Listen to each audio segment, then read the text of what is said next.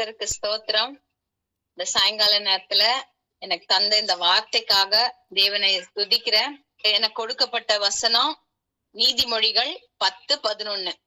நீதிமானுடைய வாய் ஜீவ ஊற்று. இப்ப இந்த வாரம் முழுவதுமே நம்ம நீதிமானை குறித்துதான் படிச்சிட்டு இருக்கிறோம். தேவனுடைய சித்தம் நம்ம இந்த குழுல இருக்கிற ஒவ்வொருத்தரும் நீதிமானாக மாறணும்னு அவர் விரும்புகிறார். அதுதான் அவருடைய வாஞ்சையும் கூட. நம்மளுடைய வாஞ்சையுமே அப்படிதான் இருக்கிறது. அதனால நம்ம ஒவ்வொரு நாளும் அதற்காக பிரயாசப்படுகிறோம். அதுல நிறைய பலவீனங்கள் வருது, நிறைய தோல்விகள் வருது. சில விஷயங்கள் நம்ம செய்யணும்னு நினைக்கிறோம், ஆனா செய்ய முடியாம போயிடுது. ஆனாலும் நம்ம என்ன பண்ணக்கூடாது, மனம் சோர்ந்து போகாம நம்ம தேவனிடத்துல திருப்பியும் கேட்டுட்டே இருக்கணும். இந்த நீதிமானுடைய வாய் ஜீவ ஊற்று என்று சொல்லி இருக்கிற இந்த வார்த்தைக்காக ஸ்தோத்திரம் சொல்லுகிறேன். இந்த நேரத்துல கூட நீதிமானுடைய வாய் ஜீவ ஊற்று சொல்றாங்க. அப்ப அந்த ஜீவ ஊற்றுனால என்னென்ன கிடைக்குது? அவருடைய வாயிலிருந்து வருகிற வார்த்தை ஜீவ ஊற்று சொல்றாங்க. அந்த ஜீவ ஊற்று, அவன் நீதிமானுடைய வாயிலிருந்து புறப்படுகிற ஒவ்வொரு வார்த்தையும் மற்றவர்களுக்கு எப்படி இருக்கு, அது மாத்திரம் இல்ல அந்த வார்த்தையை பெற்றுக்கொள்ளுவர்களுக்கு எப்படியாக இருக்குது. இந்த நீதிமான் என்ன பண்றான்? அநேகரை போஷிப்பிக்கிறவனா இருக்கிறான். அப்ப மற்றவருடைய பசியை ஆற்றுகிறான். அது மாத்திரம் இல்ல, மற்றவருடைய தேவைகளை அறிந்து புரிந்து அவர்களுக்கு உதவி செய்கிறவராகவும் இருக்கிறாரு. அதே மாதிரி அவளுக்கு ஞானமும் அதிகமா இருக்கு. நீதிமான்களுக்கு ஞானம் அதிகமா இருக்கு. அது மாத்திரம் இல்ல, அவங்க நித்திய ஜீவனு அடைகிறவர்களா இருக்கிறாங்க. ரட்சிப்பும் நித்திய ஜீவனை அடைகிறவர்களுமா இருக்கிறாங்க. அது மாத்திரம் இல்ல, அவங்க மேல எப்பவும் தேவனுடைய ஆசீர்வாதம் தங்கிட்டே இருக்குது. அப்போ இதெல்லாமே அவங்கக்குள்ள இருக்கணும்னா அவங்கக்குள்ள இருக்கிறவர் யாரு அப்படின்னு ஒரு கேள்வி வருதுல்ல. ஒரு நீதிமான், உலகத்துல வாழுகிற ஒரு மனுஷன் இப்படியாக இருக்கும் பொழுது அவங்கக்குள்ள வாழுகிறவர் யாரு? ஏன் அவங்க வாழ்க்கை மாத்திரம் அவங்கள மாத்திரம் நீதிமான் என்று சொல்லுகிறாங்க? இந்த மாதிரி பல கேள்விகள் நமக்குள்ள வரலாம். அப்போ முதலாவது, இந்த நீதிமானுடைய வாய் ஜீவ ஊற்றுன்னு வர்றது படிக்கிறதுக்கு முன்னாடி அவங்கக்குள்ள இருக்கிற ஒரு நபர் இருக்கிறாரு இல்லையா, அவரை கொடுத்து படிக்கலாம். அவர் இந்த உலகத்துல இருந்த போது எப்படியாக இருந்தாரு, அவரு எப்படி ஜீவ ஊற்ற கொடுத்தாருன்னு நம்ம வாசிப்போம். யோவான் 4:14. நான் கொடுக்கும் தண்ணீரை குடிக்கிறவனுக்கோ ஒரு காலும் தாகம் உண்டாகாது. நான் அவனுக்கு கொடுக்கும் தண்ணீர் அவனுக்குள்ளே நித்திய ஜீவ காலமாய் ஊறுகிற நீரூற்றாய் இருக்கும் என்றார். அப்போ தேவன் என்ன பண்றாரு, இந்த சமாரியா ஸ்திரீ இடத்துல போய் பேசுறாரு. அவர் அங்க பேசும்போது அவர் கூட சீஷர்கள் யாருமே இல்லை. ஏன்னா ஏஸ்பாக்கு தெரியும், ஒரு ஸ்திரீன் இடத்துல போய் பேச போறேன், அந்த ஸ்திரீ யாருன்னு தெரியும், அவளுடைய ஃபுல் வரலாறுமே ஏஸ்பாக்கு தெரியும். அதனால ஏஸ்பா என்ன பண்றாரு, அவருக்கு ஆகாரம் கொள்வதற்காக அவங்களுடைய சீஷர்கள் எல்லாம் அனுப்பிடுறாரு. அனுப்பிட்டு அங்க போய் தனிமையில இருந்து பேசுறாரு. பேசும்போது எஸ்பா அவளுடைய வரலாறு எல்லாம் சொல்றாரு. இப்போ அந்த சகோதரிக்கு ஒரே ஆச்சரியம், நீங்க யாரு, எப்படி, எல்லாமே கேக்குறாரு. அப்பதான் எஸ்பா என்ன சொல்றாரு, அவனுக்கு கொடுக்கும் தண்ணீர் அவனுக்குள்ளே நித்திய ஜீவ காலமாய் ஊறுகிற நீரூற்றாய் இருக்கும் என்றார். அப்போ தேவன் நம்முடைய வாழ்க்கையில வரும்பொழுது, நம்முடைய இருதயத்துல அவர் வாசம் பண்ணும்போது, நம்முடைய இருதயத்துல இருந்து நித்திய ஜீவ ஊற்று புறப்படும். அப்ப நம்முடைய வாழ்க்கையில இருந்து நித்திய ஜீவ ஊற்று புறப்படும் பொழுது அது அநேகருக்கு பிரயோஜனம் உள்ளதா மாறும். இந்த வார்த்தை கேட்டோன்னே அந்த ஸ்திரீ என்ன பண்றா, அதுவும் இல்லாம அவளை பத்தி அநேக காரியம் சொல்றா. இப்ப இருக்கிற புருஷன் உன்னுடைய புருஷன் கிடையாது, அப்படி அவளுடைய எல்லாம் மறைமுகமான காரியங்கள் எல்லாமே ஏசப்பா அவளுக்கு வெளிப்படுத்தி கொடுக்கிறா. அப்போ இவர் யாரு எல்லாம் சொல்லி அவ ஊருக்குள்ள போய், அவளோட வச்சுக்கிறது இல்ல, அவ ஊருக்குள்ள போய் அவ என்ன பண்றா, அவளுக்கு கிடைத்த அந்த அனுபவத்தை மற்றவர்களிடத்துல பகிர்ந்தளிக்கிறார். அப்ப அங்கவே என்ன ஆயிடுது, சுவிசேஷம் அறிவிக்கிற வேலை அந்த சகோதரி ஆரம்பிச்சிடுறான். ஏன்னா அவ பெற்ற அந்த நீரூற்று யாரிடத்துல இருந்து பெற்றானா, நீரூற்றாகவே இருக்கிறவரிடத்துல இருந்துதான் அவ பெற்றுக்கொண்டா. அப்ப அவளால என்ன பண்ண முடியாது, அதை அடக்கி வச்சுக்க முடியாது. நீரூற்று எப்பவுமே ஒரு இடத்துல அடங்கி இருக்காது, அது பொங்கி எழுகிறதா இருக்கும். அதே மாதிரிதான் இன்றைக்கு கூட நாம அநேக காரியங்களை நம்ம பெற்றுக்கொள்ளணும்னு நினைக்கிறோம், பெற்றுக்கொள்ளுறோம். ஆனா அதை என்ன பண்ண மாட்டேங்கிறோம், நம்ம அதை நம்முடைய வாழ்க்கையில அபியசிக்க மாட்டேங்கிறோம். நம்ம கேட்டு நம்மளுக்கு ஆசீர்வாதம் வந்தோண்டி போதும், அதோட முடிஞ்சிச்சு. அதுக்கப்புறமா நம்ம அதற்கான அடுத்த வேலையை நம்மளுக்கு செய்வதற்கு மனதில்லை. அதனால என்ன ஆக மாட்டேங்குது, நம்மளுடைய நீரூற்று பொங்கி எழ மாட்டேங்குது. தேவனுடைய வசனம் தான் நம்மளுக்கு நீரூற்று. அந்த வசனம் தான் நம்மள பாவமர கழுகும். நம்மளுடைய தேவையில்லாத, தேவனுக்கு விருப்பம் இல்லாத சுபாவங்களை நம்மளுடைய வாழ்க்கையில இருந்து எடுத்து போடும்.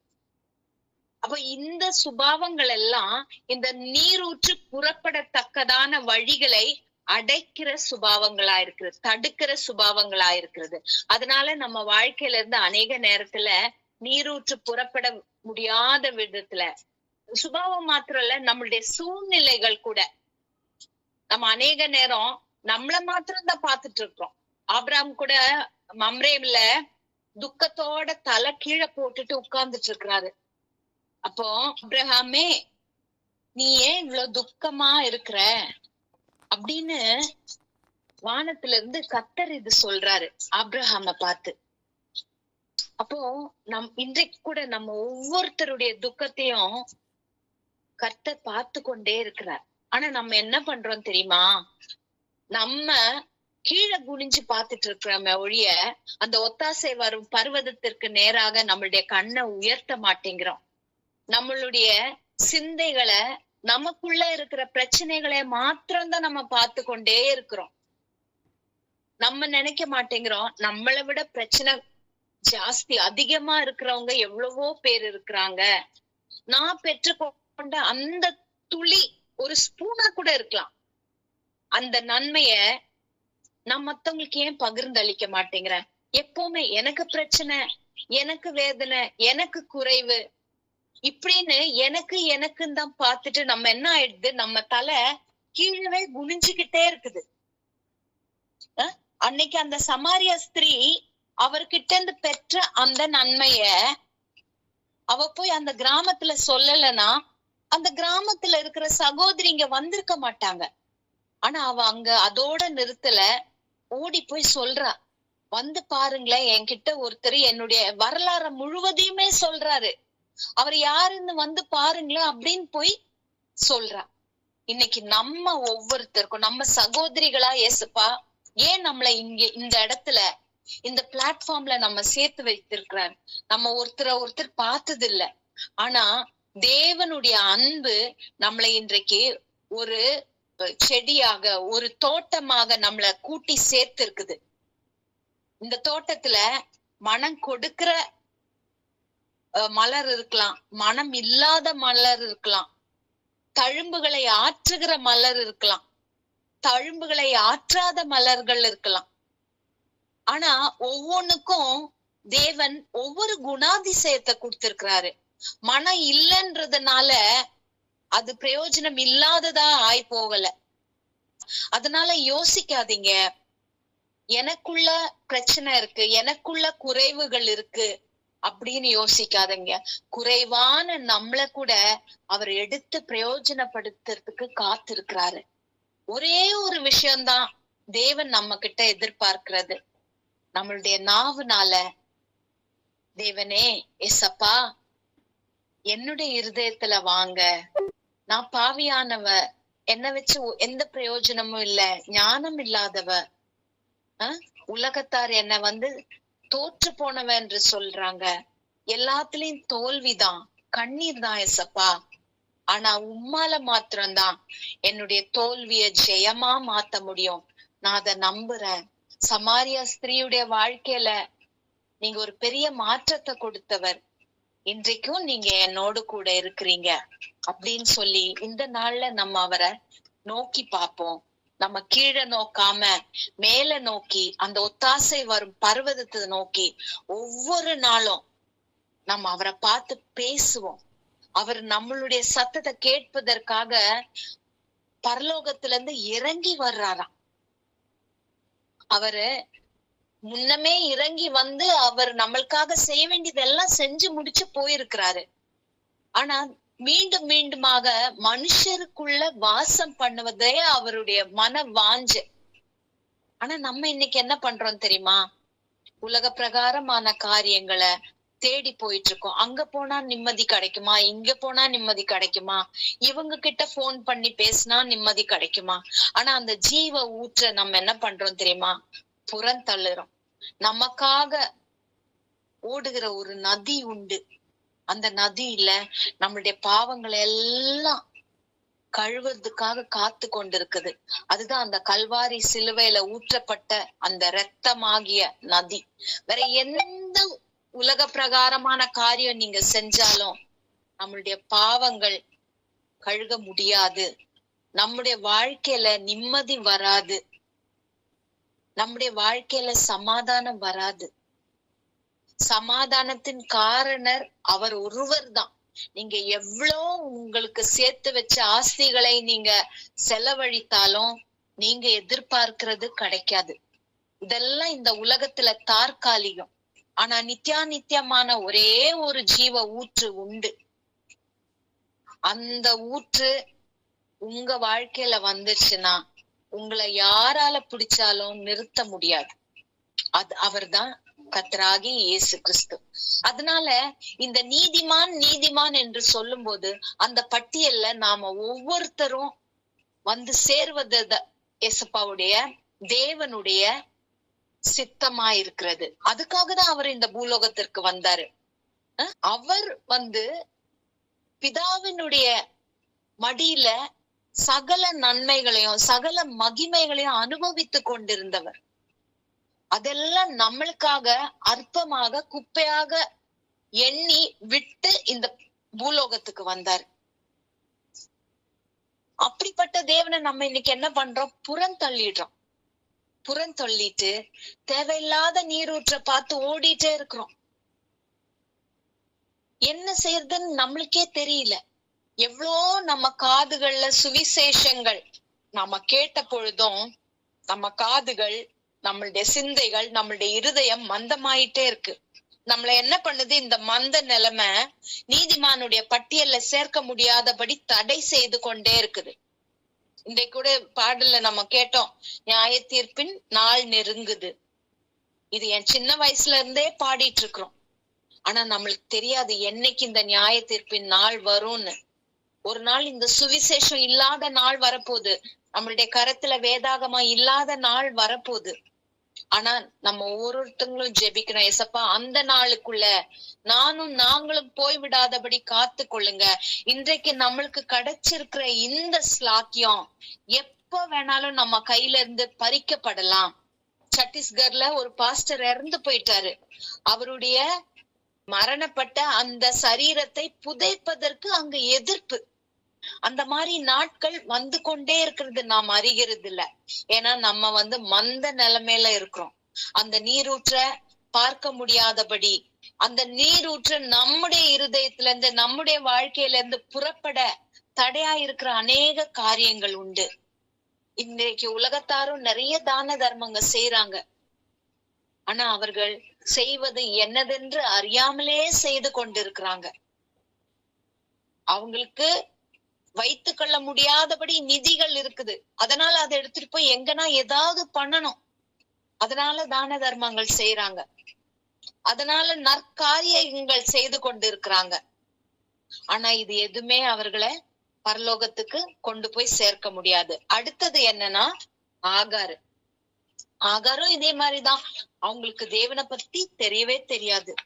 ஆனா அவங்களுடைய பிள்ளை அந்த வனாந்தரத்துல மரித்து போகிற நேரத்துல ஒரு தாய் சொல்றான், என்னுடைய பிள்ளை மரித்து போவதை காண்பது நான் விரும்பல அப்படின்னு சொல்லிட்டு என்ன பண்றாங்க, அவங்க போட்டுட்டு தூரமாய் போய் இருக்கிறாங்க.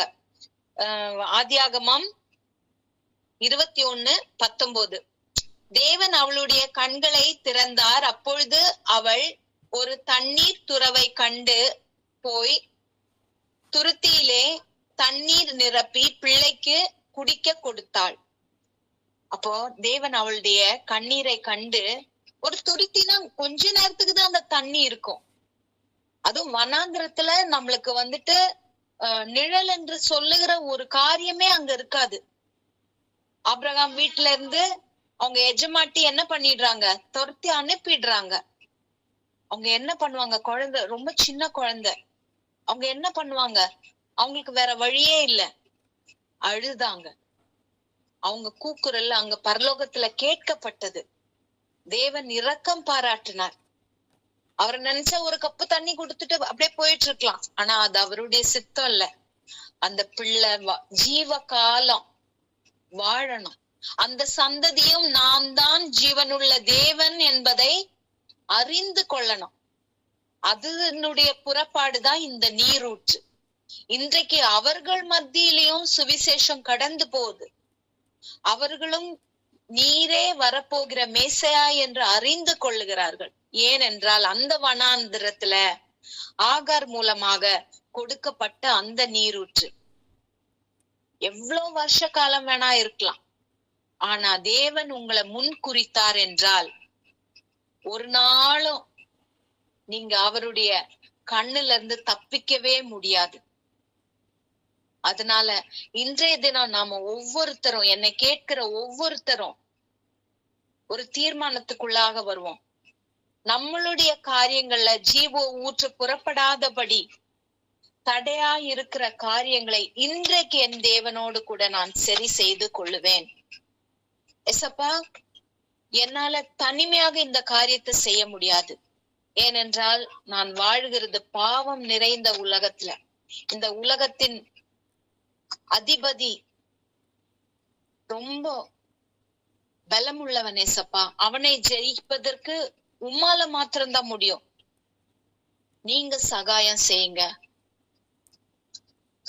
பொய்யான நாவா, உங்களுக்கு பிடிக்காத பொய்யான நாவு என்கிட்ட இருக்கா ஏசப்பா? தேவையில்லாத சிந்தைகள் இருக்குதா? மற்றவர்களை குறித்து புறம் கூறுகிறவளா இருக்கிறேனா?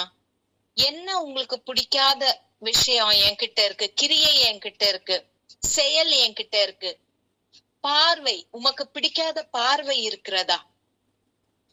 உமக்கு பிடிக்காத அருவருப்பான எண்ணங்கள் என்னிலிருந்து எழும்புகிறதா? என்னுடைய வார்த்தை மற்றவர்களை புண்படுத்துகிறதா?